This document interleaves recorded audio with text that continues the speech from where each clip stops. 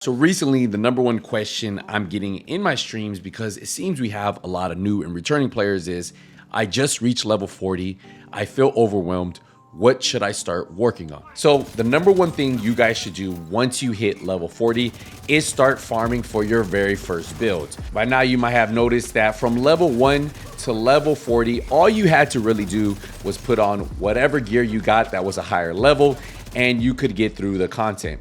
But once you get to level 40 and you want to start working on diving into heroic content, legendary content, or even master difficulty, you'll learn pretty quick that you're going to need a build, because a really good build can carry you through any content. So here's a striker build I like to use to farm content. I even run solo legendary with a version of this build. But the question most of you guys are gonna have is, how would I go about starting to farm a build like this? What we're gonna do is open up our world map. And the first thing you'll notice on your world map at the bottom, there is a tab that says show targeted loot. What targeted loot lets you do is focus, farm whatever gear you want. That allows you to see what brand sets, what gear sets, what weapons are available to farm in that area or on that mission. I personally like farming areas like this one that has the hardwire symbol, because I'm able to farm any of the activities plus the control points for that specific gear or brand set. And always remember, the harder the difficulty, the better chances of getting better rolls on that gear. But only do the difficulty that you guys can. Slowly work your way up as you get better gear,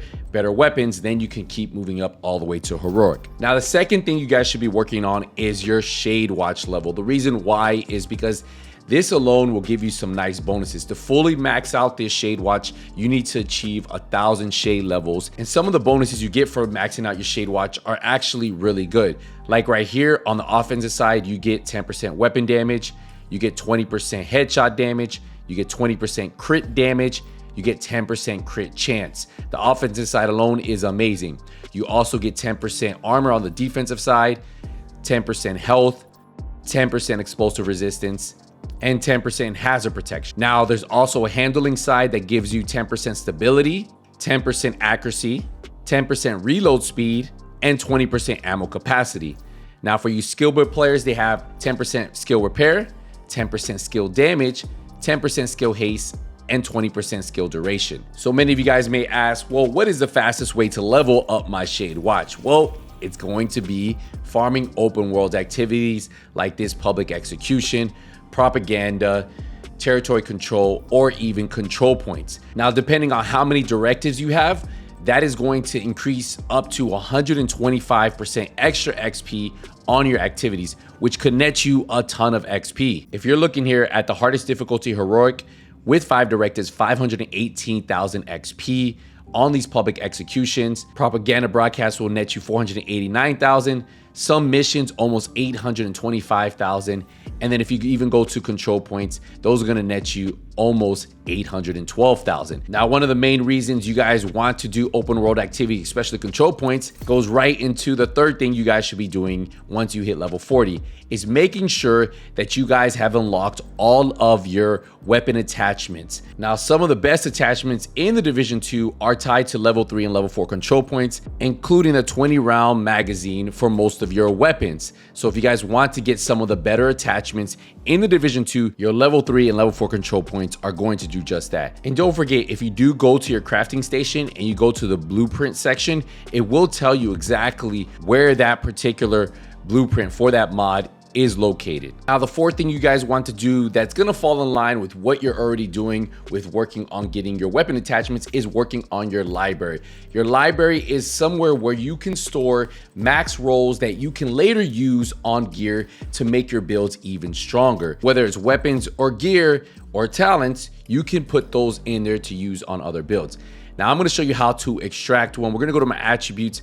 I have one item indicating that I can extract this. And if you look here, reload speed will be extracted, but it's not max roll, so I'm not going to waste extracting it. But that's how you would extract it if you wanted to extract this roll. And then you can use that roll later on another weapon or another gear piece, depending on what you extract. And that's why filling up your library is very key, because you will use these rolls for your builds later on. Remember, you can only roll one item to your build, but then you are able to optimize the other role to create a God rolled gear piece. Now, the fifth thing you guys want to do is work on your expertise. But the good thing is, if you've been working on your library and working on getting those weapon mods that I've been telling you guys you get from level 3, level 4 control point, well, you should have been working on your expertise at the same time. The way expertise works is the more you use a weapon, or the more you donate that weapon or donate resources to that weapon, will allow it to become proficient.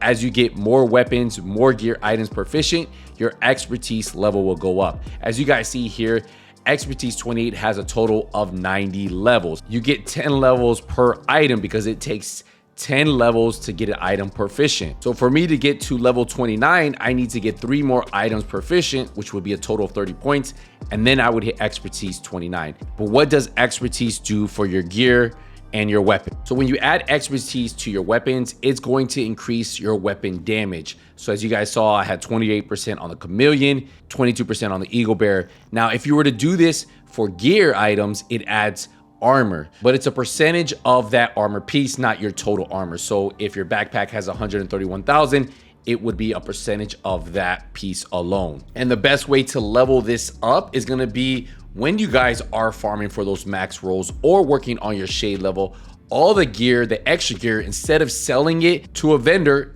donate it on your expertise tab, and that's going to help you become more proficient on those items. And another place I did want to mention is Countdown. It's a great place to farm gear. It's one of 2 places that you can target farm and select the gear you want to farm. So say you want to make a striker build. Well, you can select strikers, and then that will be the gear you will be getting from drops in that mode.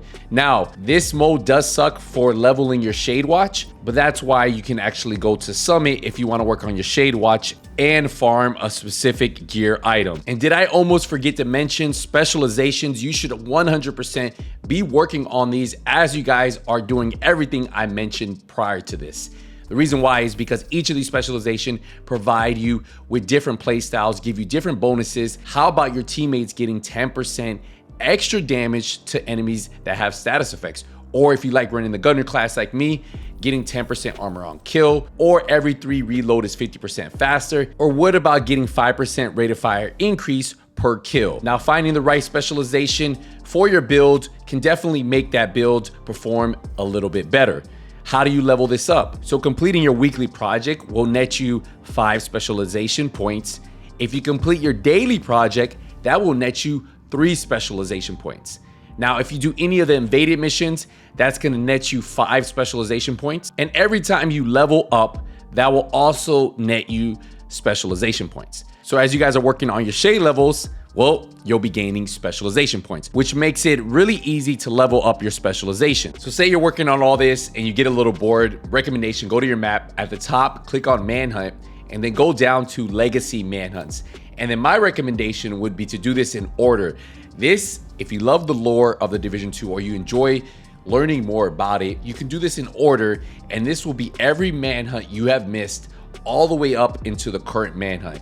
And there are a ton of them to do. These missions are pretty cool. There are a few skills that are tied to these that you can unlock. There may or may not be some really cool items you can get from these manhunts. I don't want to spoil anything for you, but yes, recommendation, do this and then continue on until you're caught up to our current manhunt, which is for Agent Kelso. Then you'll need to knock out the scout missions. I have a full guide on these. If you guys want to try these, you can knock these out pretty quick. And then once you complete all 11 scouts, you'll have access to our current manhunt, which is Agent Kelso. And you'll have access to the master difficulty, which is the newest difficulty added to our climax missions. And if you are new to this game, in the comments, let me know how you guys have been enjoying the Division 2 so far. If you're returning, are you guys excited for the next DLC, Battle for Brooklyn? And for all my veterans out there, thank you guys for the support over the years. I'll see you guys in the next one. Nothing but skills is out.